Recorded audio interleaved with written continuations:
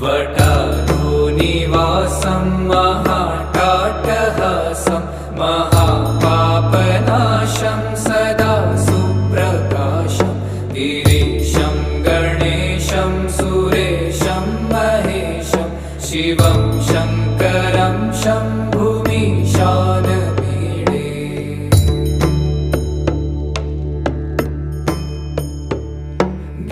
गिरीन्द्रात्मजा